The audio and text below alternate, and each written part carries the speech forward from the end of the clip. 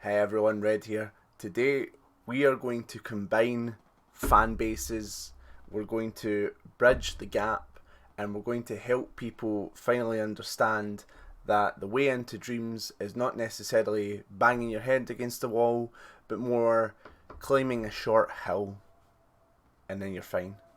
So, if you've ever heard of Dreams or Little Big Planet, they both use a very similar logic system uh, in order to help you create within the parameters of the game.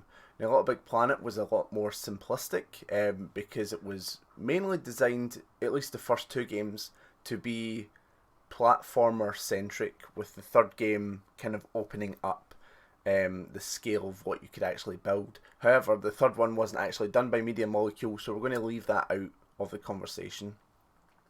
Now, Dreams is a game dev kit essentially, but also it comes with its own massive selection of indie games created by the users on Dreams.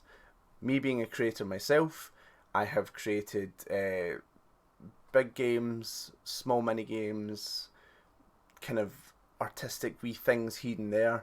It's all plausible within Dreams.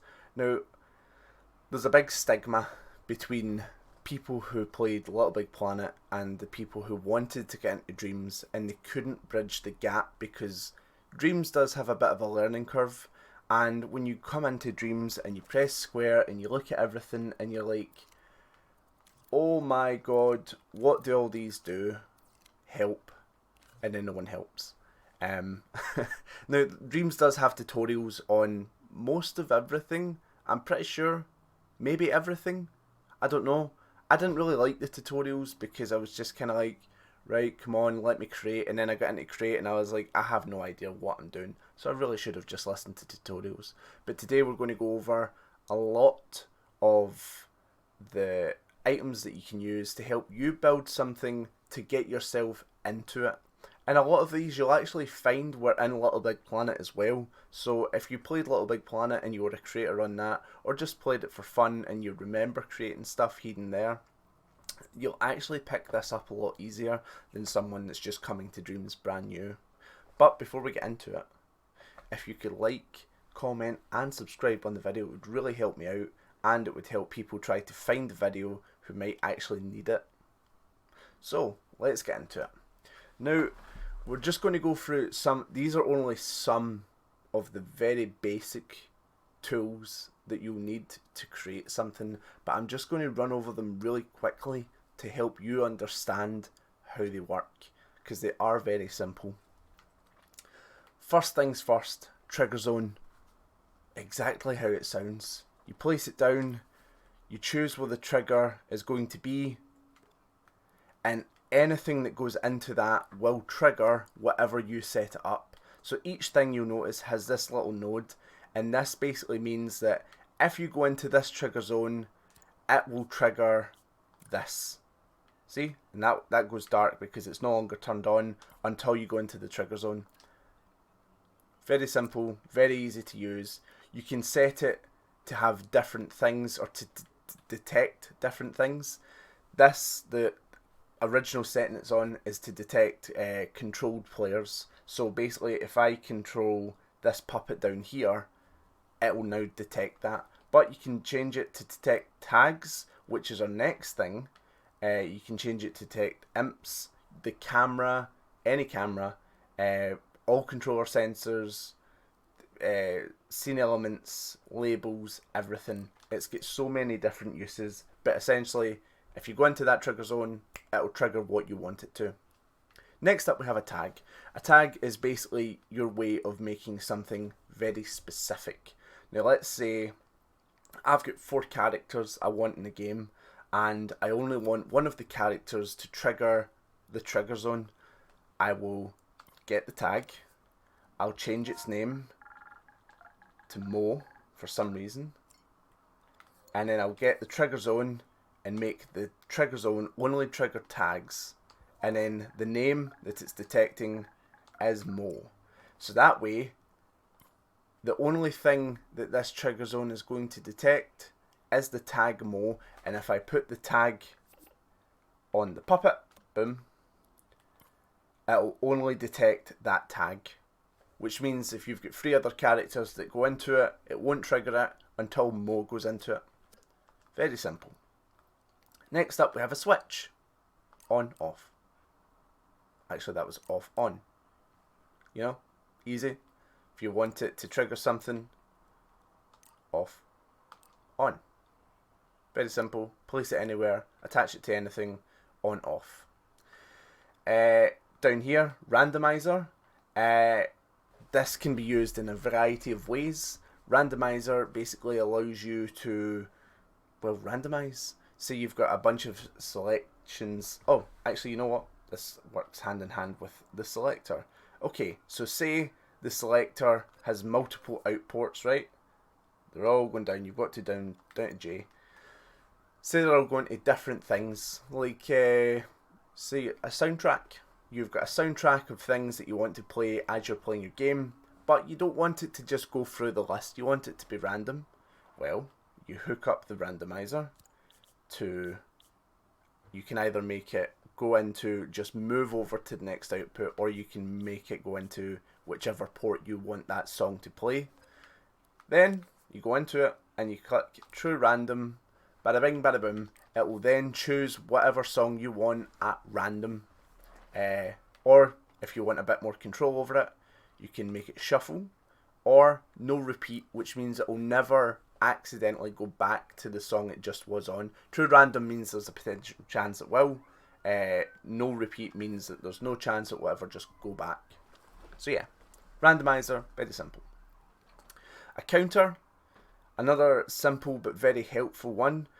Basically, let's say you need to go into the trigger zone 4 times before something will happen, right? So say you've got a sort of maze where you don't want it to activate the first time the player goes through, you want it to activate the 3rd time the player goes through. So you hook up your detected to the increase count, you put your increase count to 3, and then it means you need to walk into this circle 3 times before something will happen, and then you put your counter full into whatever you want to happen. So if you want the player to die instantly if they go into it 3 times, you just hook up your trigger zone to the counter, which is at 3, and then into your destroyer, which will then destroy the player. Very simple again. Timer. It's a timer. You know, it's got 5 seconds before it counts down. You can change the time all you want. You can even change the current time it's at. And yeah, once the timer's done, it'll then activate. So 5 seconds from now, it'll kill you. So it's good for if your character falls into gas and they can only survive for 5 seconds. If they stay in it for 5 seconds, they die. Then what you always want to do is just, if you want it to repeat itself when you come out of it, once you hook up your timer finished to restart, and that will restart the timer. So if you come out the gas, it will restart the timer so that you don't just count down and die.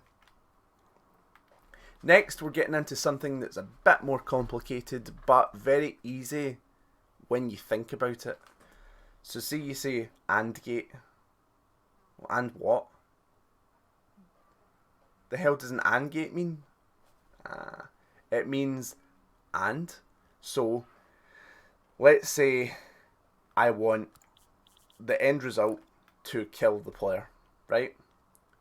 But let's say I don't just want it that you're in the trigger zone. I want it that you're in the trigger zone and there's a random chance. Let's throw a bit of chaos in there. There's a random chance that it'll kill you. And then let's say the random chance has to happen every 5 seconds. So we've just went fucking cuckoo with it, but try to bear with me. I know I just made it way more complicated than it has to be. So yes, you then need to be in the trigger zone for 5 seconds, and then there's a random chance it'll kill you. I don't know when the hell you would use it, but that's essentially it.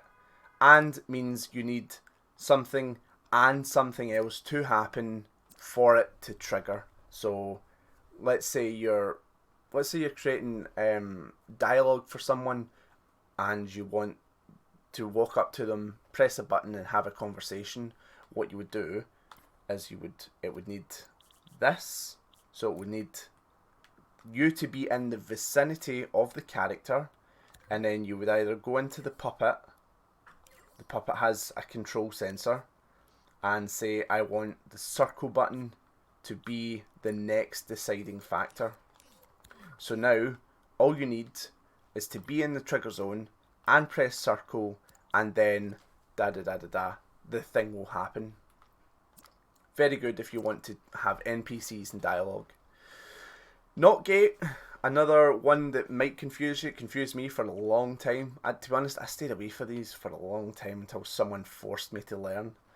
Knotgate means it'll only activate if this thing is not happening. So let's figure it out in my head for a second. Okay, so let's say I want something to happen, but it will only happen if you're not in the trigger zone now.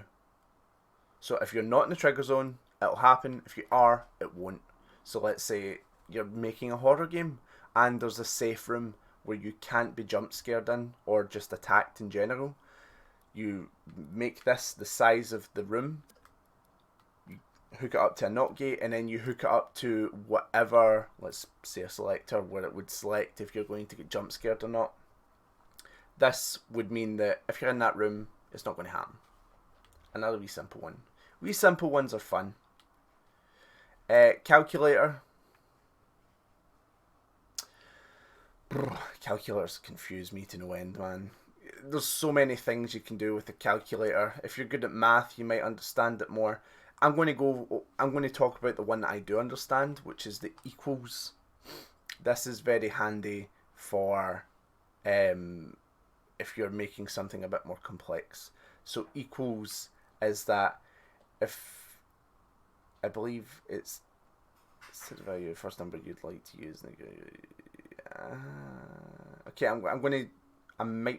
I don't think I'm wrong, but I might be. So if this is 0.10, nothing will happen unless this equals 0.10 as well. I shouldn't have placed calculator. I don't know. I've been playing the game for a year and I've made a massive game. And I'm currently making a second massive game and I still don't fully understand calculator. Right, into some Little Big Planet things that you might understand. The emitter. It emits things. You choose what you want it to emit. I want it to emit this puppet. And I want the puppet to just pop out there. Boom. Puppet, puppet, puppet, puppet, puppet. There we go. So yeah, it emits things. And if you only want it to emit when you're in a certain zone, so let's say now you need to be in this zone as Mo for it to emit, that's also an option. Teleporter, if you want characters to teleport to a very specific place for a cutscene, teleporter can do it. Basically you pop this onto the thing you want teleported, and then you input the tag of which you want to teleport to. So the tag here, Mo. So let's say I want, the tag is now on Mo. Let's actually get a wee demonstration of it. Boop, there we go, Mo. And I want Mo to teleport over here. Boom. And then Mo teleports in the exact position at which I need him. And you can move it about to see it in real time as well. So no matter what, Mo will always teleport to that spot. And again, if you want it for a very specific time or place, you just hook up this to the teleporter and if you go into a trigger zone, it will teleport him where you need him to go. Mover, another very simple one. It moves things by force. It doesn't ask for consent, so just watch that. And then you can change how hard it moves it and how fast it moves it. So if you want, say you are making combat, and every time you hit an enemy you want it to be pushed back a bit, you attach a mover, and every time, okay, so every time, so this is the health manager, so let's say this is attached onto the puppet. Every time you're currently losing health, it will activate the mover and push you back. Simple as that. So let's go into the health manager. Health manager, this is basically health. You can set up a few things. There's your max health, your current health, how often you can be hit. You can only be hit 1 second. You can be hit constantly. You can only be hit every 27 seconds. Very simple. And this is where it leads to different things. So your remaining health, currently gaining health. So basically, if you can attach it where you can, if you go into something, you can start gaining health. Actually, sorry, that's for health modifier. I'm lying. No health, you can attach it to your very own animation where the character will die. Next up, we've got health modifier. This is how you hurt people in the game, not in real life. Don't do that, it's not nice. Plenty of choice. Puppets usually have about 100 HP. That's their average, I'm pretty sure. You can completely change it. Just take it down. I want this to do 20 damage, and I want it per hit. So someone's punching you, you get hit, 20 damage. Continuous, you're in poison fog. It'll take off 20 every 1 second per your puppet's request. Modifier type, again, impact, you get hit, 20 off. Zone, it creates its own zone, and then you put it over here. If you go into that zone, you lose 20 per whatever you chose before. So if you hit this, it'll hit you once, and that's per hit. If you make it continuous, the longer you stay in there, the longer you lose health. Very simple.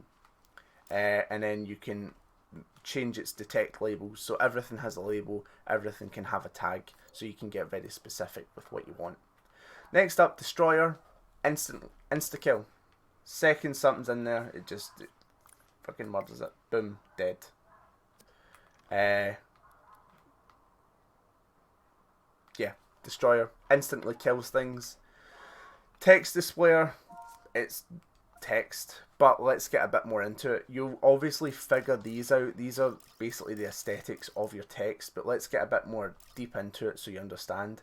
In scene means it's now in the scene, so it'll, if you want the text to be over something in the scene, it will stay there and it won't move. If you take that off, it'll always be in front of the screen, so no matter what way you move, it's always in front of you. So good for HUDs and displays and stuff.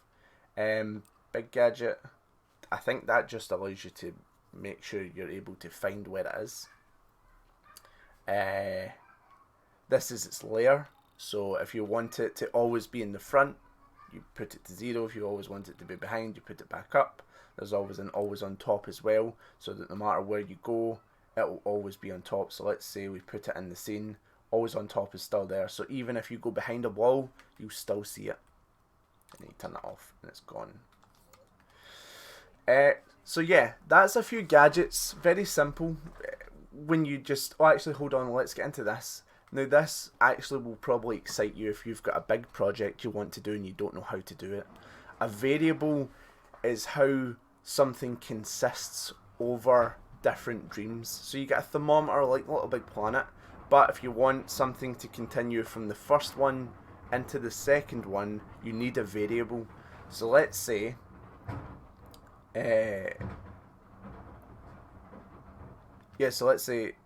so let's make this leg, okay, and let's say he loses his leg at the end of the first level. You just hit that wee persistent dreams button so it carries over. and leg. So let's say you set up all your stuff. He goes into the detect thing. The detection. The detection will only destroy one part of his leg if you go into it.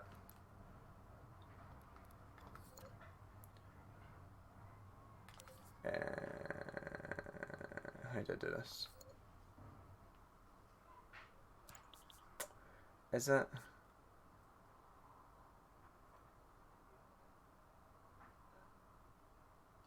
There might be a bit more to it. But you understand what I mean. So yeah, he loses his leg. This will update. Oh, yeah. So, yes. This is the modifier. Ah, right, okay. I get it now. Right, okay. So he goes into the circle. It detects him. It powers on the variable modifier. So let's do it. So I am just a wee guy. Why didn't he lose his leg? Did he even go into the circle? I must have run past it. That's lucky. Lose your leg! You know, I'm just going to take it. Okay, there you go. He lost his leg. So when he goes in to that circle... Oh, because it's trying to detect Mo. That's why I'm a fool. I'm a dang fool. We set ourselves up for failure. I'm so sorry. Okay, you can just go back. Right, okay, boom. It'll now detect the puppet.